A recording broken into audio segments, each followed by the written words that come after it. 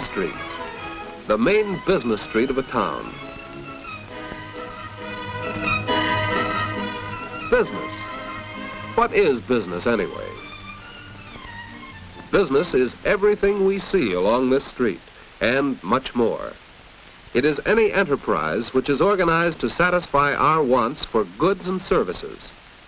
Men and women establish businesses in the hope of making a profit. Thus, they earn their livelihood by supplying goods and services which others desire.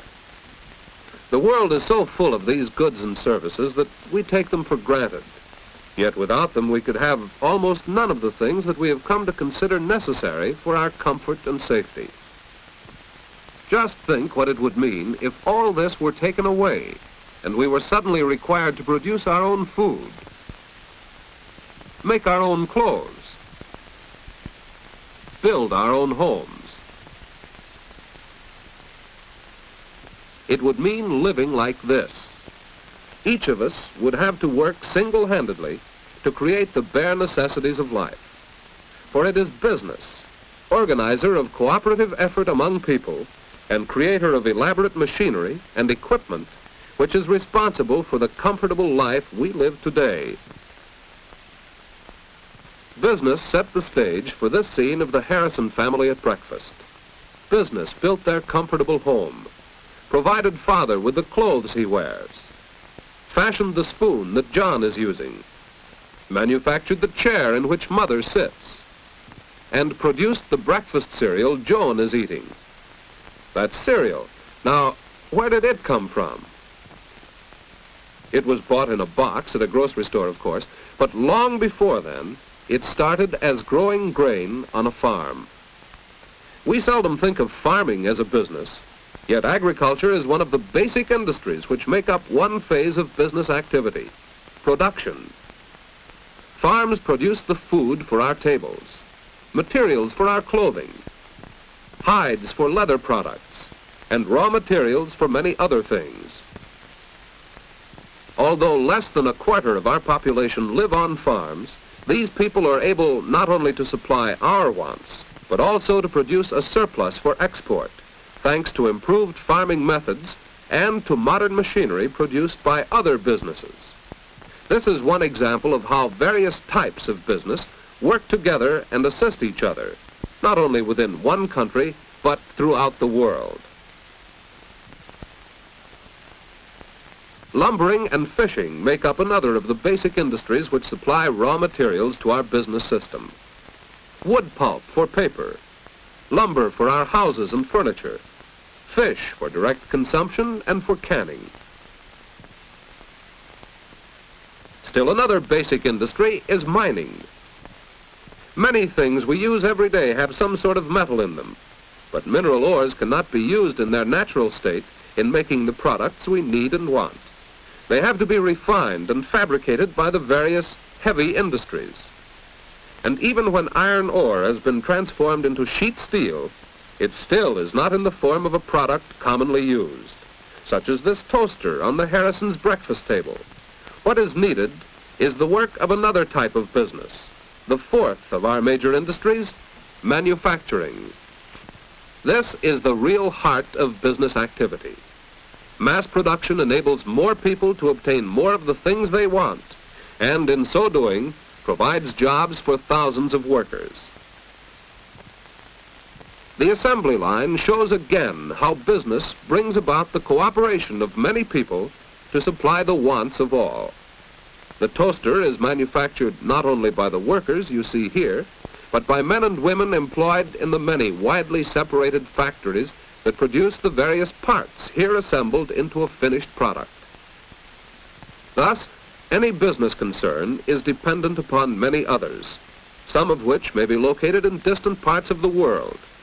Each is a customer of the various concerns which produce the materials it needs, and each, in turn, serves its own customers with the goods it makes. We have examined the production phase of business activity, which includes farming, lumbering and fishing, mining and manufacturing. But it's not enough for business merely to produce goods. The toasters, manufactured here for instance, must reach the homes of the people who want them.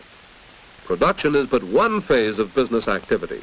The second is distribution. Sometimes distribution is a very simple matter. John's egg, for instance, was delivered to the door directly by the farmer. But in most cases, as with the toaster, goods must move long distances and pass through several hands in going from producer to consumer. From the factory, the toasters are shipped to wholesale houses in different sections of the country and in foreign lands. A wholesale house buys various products in large quantities from producers and resells them in smaller quantities to retailers. For many of the products we use, the wholesaler acts as an important link in the chain of distribution. From the wholesale house, the goods are distributed to various retailers, the merchants who deal directly with the ultimate consumers, the people who use the products. The retail store is the part of the distribution system with which we are most familiar. All retail stores, no matter what kind of merchandise they handle, have a common purpose: to sell goods directly to consumers. It was a retail merchant who sold the Harrisons their toaster.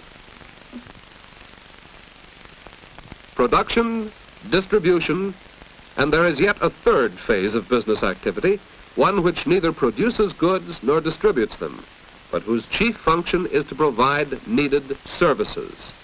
When Mrs. Harrison makes out a grocery list, she doesn't need to carry it to the store. She may instead telephone her order.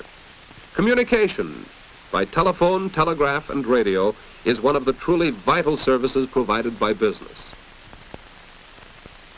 The ability to communicate rapidly with people across the town and across the world has helped bring about more widespread cooperation among different business organizations, and consequently has made all business activities everywhere more interdependent one upon the others.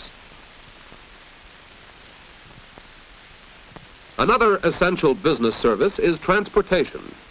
Modern means of transport enable all of us to move about quickly wherever we wish and allow business to draw upon the resources of the world and to distribute the products of farm and factory in great quantities to great numbers of people. Rapid transportation and communication have made the world of business truly one world. Banking is another business service which is vital to all business. A bank is a nerve center of the financial transactions by which goods and services are exchanged.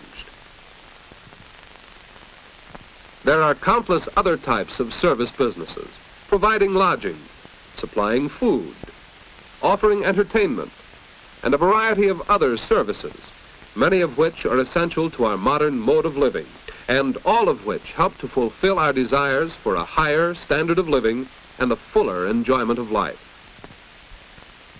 Service enterprises, like those engaged in production and distribution, are started by people who hope to make a profit by satisfying other people's needs and wants. Profit is the lifeblood of business. Owners of enterprises would be forced out of business if they operated at us. We have seen what business is and something of the part it plays in the life of a family. Now, as Mr. Harrison sets out for work, we are again reminded that business is also employment. In functioning to satisfy our needs and wants for goods and services, business provides the means of livelihood for most of the working population. To understand business and its main phases of production, distribution, and service is to understand much of what goes on about us every day. For the world we live in is a world of business.